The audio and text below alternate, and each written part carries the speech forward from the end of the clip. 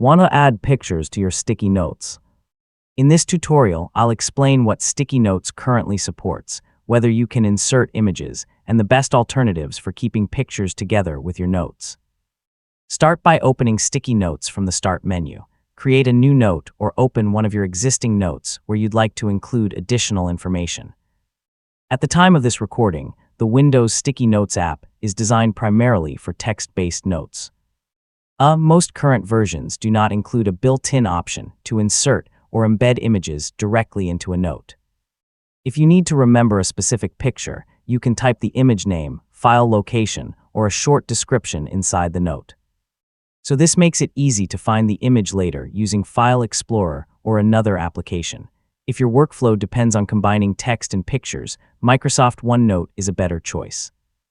OneNote allows you to insert images alongside text while also syncing your notes with your Microsoft account.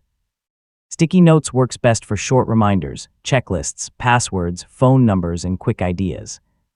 For larger projects that include documents, images, or attachments, consider using a more feature-rich note-taking application.